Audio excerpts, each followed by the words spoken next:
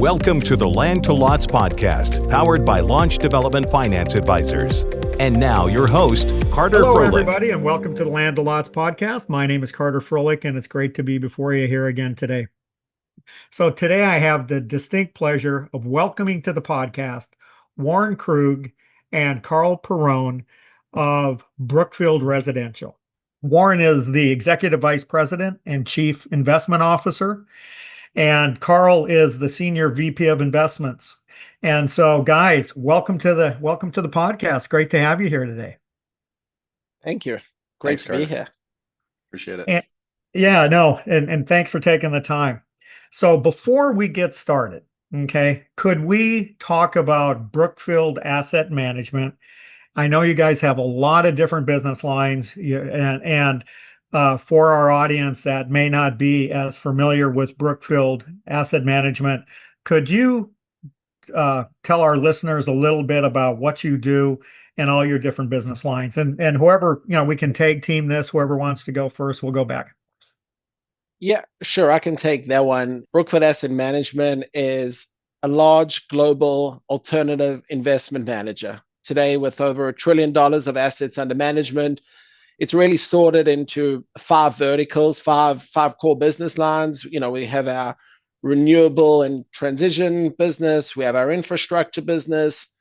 We have our private equity business, real estate, which is where Carl and I sit. And then the most recent addition to that is our insurance solutions business. Wow. Yeah.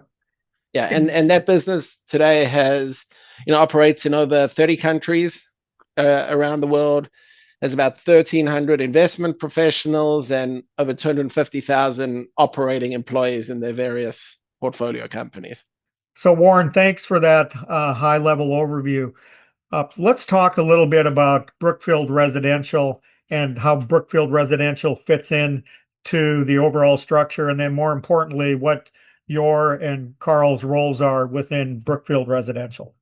Yeah, perfect. That's great. So Brookfield Residential is really it's the flagship land and housing business for Brookfield across North America. Business has been around for over 65 years. Its roots were originally in Toronto in the late 60s, sort of moved over into Alberta in the sort of mid to late 80s. And then we had various iterations of a US land and housing business and joint ventures sort of in the early 90s. That morphed over time and eventually became Brookfield Homes in late 90s, early 2000s, and then really brought together the Canadian and the US business and formed Brookfield Residential back in 2010. So, guys, what does that look like today? Yeah, it's pretty interesting, Carter. I think I'm not sure that people really understand what Brookfield Residential's business entails these days. We're an MPC developer for sure, but we do a lot more than that. Today we're approximately either control or manage around 140,000 housing units in North America. That's 85 different housing communities and 40 different master plan communities. We are now in, after a couple of things that have happened over the course of the last few years, 32 markets, including 3 in Canada, Calgary, Edmonton, and Toronto. In the US, we've got roughly 30, strong presence. I always like to say that everyone always talks about the growth smile in the US. Yeah. We've got the deepest smile there is. We actually go Pacific Northwest all the way down through California, across the southern United States, whether it be Arizona, Colorado, Texas, into the Southeast, really Florida, all the way up through Massachusetts. Yeah. So really, really big footprint. We've expanded significantly in the past few years in Atlanta, Nashville. I mentioned Florida, the Carolinas. It's really been a real focus for us. And a big piece of that was our recent acquisition of the Coulter Land Group. Yeah. That's based there in Florida. Mm-hmm. More recently, we've entered some central U.S. markets. We've got an operation now in Columbus. We're looking to expand into some other cities there. And some of the newer additions are that top end of the Eastern Smile. in Massachusetts, certain areas in New Jersey and Pennsylvania. Wow. So you're on planes a lot, guys. Yes, Fair amount. spend a lot of time on planes. Exactly. And That's it. and, and really and really just expanding on that, about 5 years ago, we saw where the market was going in terms of the off-balance sheet land lot. It really started probably a decade ago, but 5 years ago we sort of sat down as a group, and as we sort of saw where all the public builders were going, it really created what seemed to us like a really unique opportunity for somebody in the land development space. And land development, it's capital intensive, it's expertise intensive, and those are really two of our strong suits. We have access to capital, we have great development teams in these markets, and so we made the conscious decision to really take a deeper dive into what we were offering in the land space. And if you go back probably a decade plus ago, I think Brookfield Residential was predominantly a master plan developer. That was our core. We bought long-term communities, developed those out. We had a home building operation that sort of sat on top of that. But really, as we saw this land opportunity emerging, we knew we needed to do more in the land space. And we went back and really refined what it is we could be doing. And today our land strategy sort of rests on sort of three pillars. We got three distinct land strategies today, all at different, probably on different spots on the risk return spectrum. We've got a land banking business today. We got into that business almost a decade ago. Really started with a seed portfolio, grew that business, and we've seen over the past 12 months that business has just exponentially grown, and we see a lot of future growth happening on that business. If you sort of skip all the way to the other, and that business obviously it's highly structured, it's cash flowing, it's short duration, it's it attracts a certain type of investor to that business. On the other end of the spectrum, your equity, pure equity type investments, we still love the master plan business. We think when done right, those are phenomenal cash compounding businesses over a long period of time. And we sort of see, like in a softer market like we're in today, the MPCs hold up really well. Builders want to be in MPCs, they're highly amenitized, and they hold up well. So we're going to continue doing that business. We love that business. And then really the third leg on our land strategy is what we call our lot servicing business. And really we got into the lot servicing business about 2 years ago, where and what it is it's kind of a hybrid between the two strategies. Yeah. We get a lot of the same structural protections we get under a land bank, but basically, instead of saying to the builder, hey, we'll lend you the money to go finish your lots, we got development team, we got 1,300 development professionals in 30 markets, we'll finish them for you. And obviously, we take on the development risk, we charge a premium to land banking, but that captures a part of the market today that's sort of 4 to 6, 7 year land, which doesn't fit the boxes for a lot of land bankers. And we've seen a lot of growth in that part of the business. We think we'll continue to see growth. And so really now, we sort of think of like our ability to get lots on the ground across all three strategies. It really resonates. We have deep relationships with our builder partners. In some cases, we have partners in all three strategies. Yeah. We land bank for them, we lot service for them, they're in our communities. Others, as exclusively do land banking, others don't do land banking. And so our ability to offer everything was really a core part of what we did a couple of years ago. And then sort of building on that, we're like, all right, well, if we want to be this big provider of land and lots to community, do we have the footprint? Yeah. And as Carl said, that's really where we went into, started, with the Newland acquisition back in 21. That opened up about 10 new markets for us, 20 master plan communities. And then last year with the Coulter acquisition and partnership, that opened up, when we kind of looked at the footprint, we got a couple master plans in the Southeast through the Newland acquisition. But with Coulter, we're now, we feel like we're really covered in terms of the markets we operate in, the strategy and the capital we can bring to all these different land strategies. It's different. It's interesting too, Carter, through all these different investment vehicles that investment and operational vehicles that Warren's describing. It really gives us kind of a unique advantage over a lot of the other players in the market. Yeah.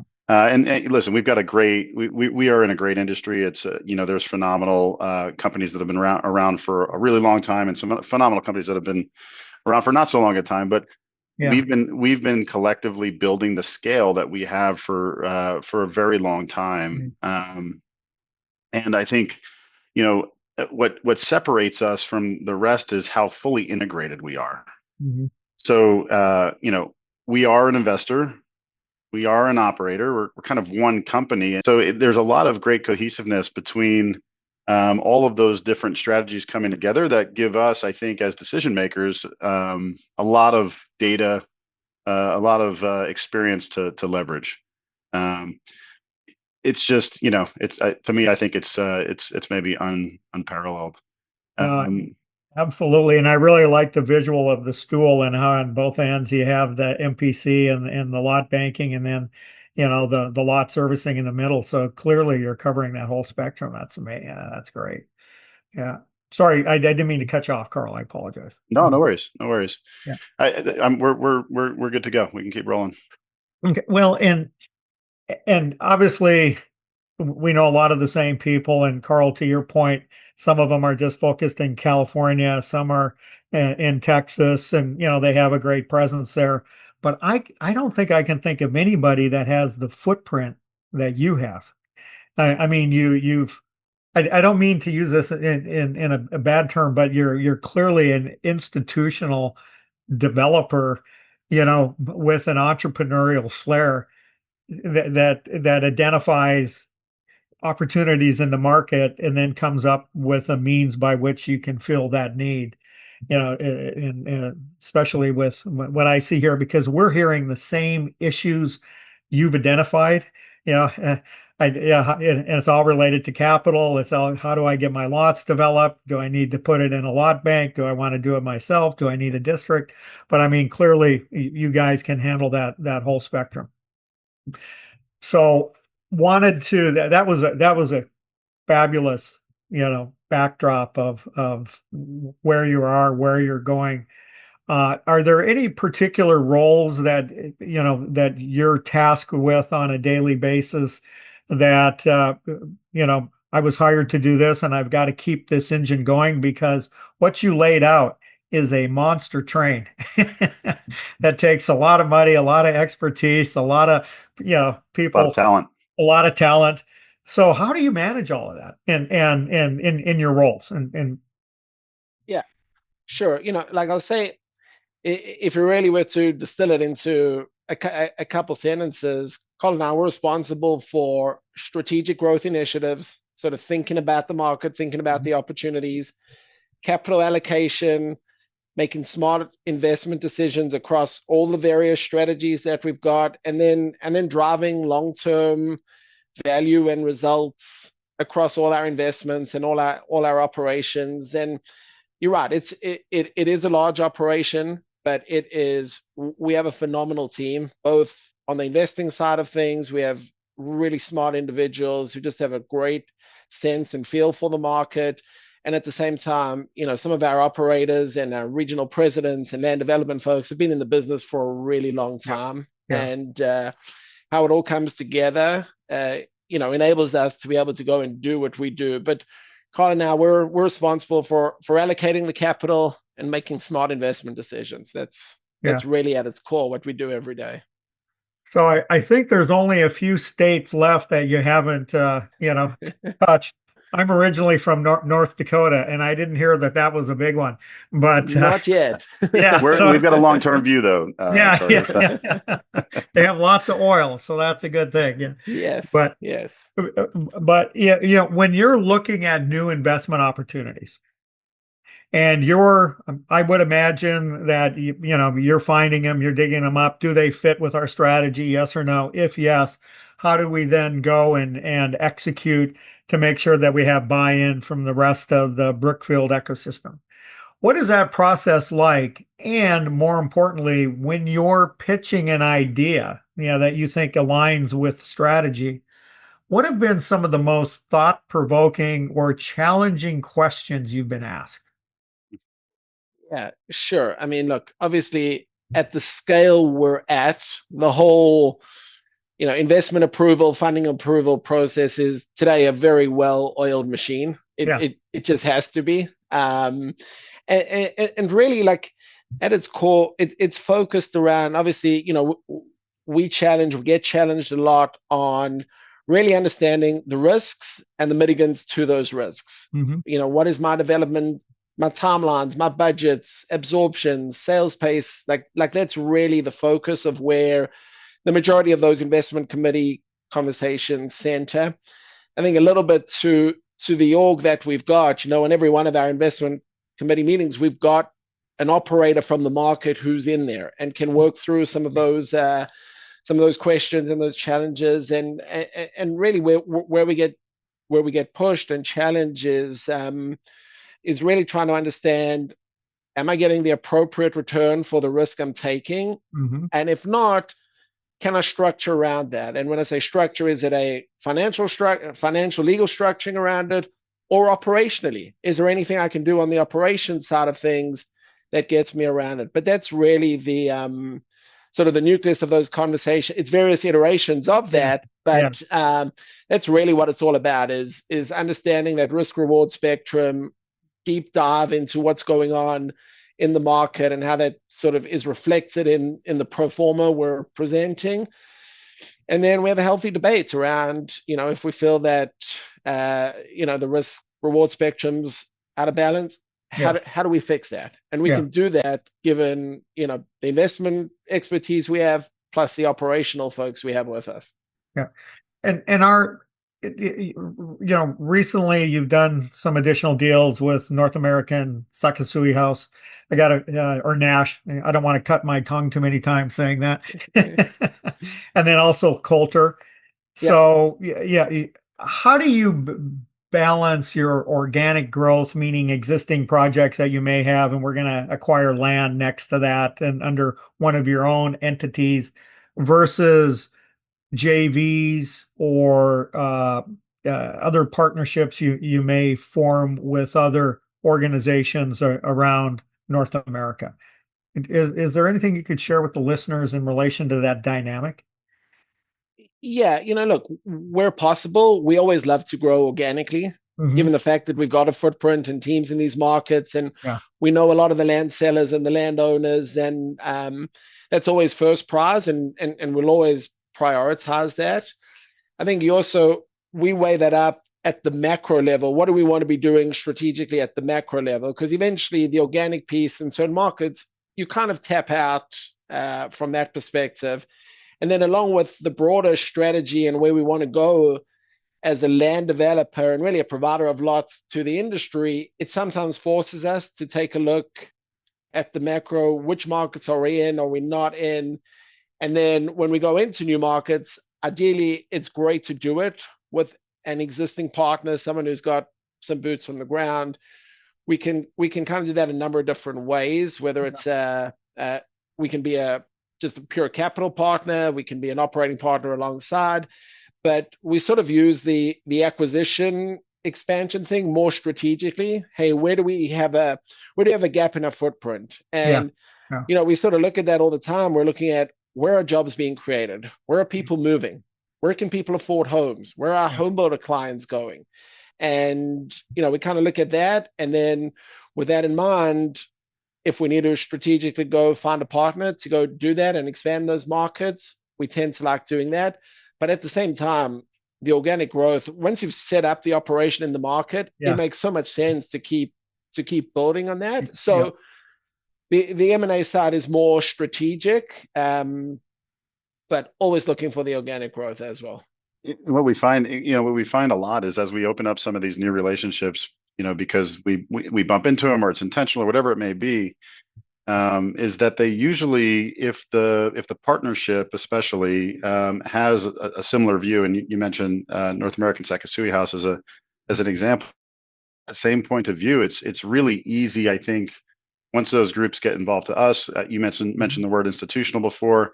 I think we have an institutional business, but we also have a business of real estate professionals that are used to managing relationships at a person-to-person level. Yeah, exactly. So we have kind of the best of both worlds. We've got, real on-the-ground development teams that truly understand the real estate. We've got best-in-class institutional reporting systems and things that partners absolutely want. As those things come together and they start to see the power of the system of the institution that we have built, it really starts to cascade and multiply on top of each other. So, we were introduced to Nash, for instance, through our Newland acquisition. And, we've effectively doubled the size of the portfolio with them as a result of the work that we've been able to do together. And, that's a testament to the, 1,300 professionals that, Warren mentioned before, all, doing what we do and doing it at a high level. So and Warren and Carl, when you're looking at, okay, here's our footprint, there's changes in the economy, Ohio, for instance, they're building a lot of fab plants, and maybe that's why you're looking. I'm just kind of making this up, don't know, but you've got this map and job growth here, population trends moving there. Hey, we're not in this market, we should consider it. So when you're considering a potential new geographic location that you may have limited experience in, what's the hardest thing? To find the land or to find the people to develop the land? Yeah, the key to that, and you're right, like as we sort of think about, Ohio is a great example where we sort of saw it start during COVID, and it's really been exacerbated over the past couple of months. But really, as you sort of saw, supply chains, a lot of onboarding, really saw that there were manufacturing jobs going to be coming back to the US, and Ohio was going to be a net beneficiary of that for sure. And so what we do when we identify a market, we got a thesis, we identify the market. Ideally, we try to do both, where we say, okay, how do we get the land? How do we get the people? And that often drives us into a joint venture. What we will often do, and Carl's done it numerous times, where we say, okay, here's a market, and Carl will come back. Here's a list of the top 10 developers in that market. And then it's, hey, does anyone know anyone here? We'll go out, we'll meet with them. Because often what comes with those folks is they own a lot of land. They're local. They own a lot of land. They know the system. They know the process to get stuff approved and entitled. And like in those situations, that's how we sort of get into those markets. So if you can get the land and the people at the same time, it makes a lot of sense. Starting up a land operation or a housing operation from scratch, there's a lot of pressure to ramp up, to get their G&A covered. There is a new entrant tax that you pay in some markets, and at times it's a lot easier for us to find the right partner to do some deals in. Phoenix is a great example where we got into that market through a joint venture with DNB over a decade ago, and we've replicated that business model numerous times over the past couple of years. That's great. Yeah, I'm a big proponent of systems and checklists and processes. When you find a new joint venture partner or you're onboarding another entity, is there a Brookfield playbook? And if so, can I get my hands on it?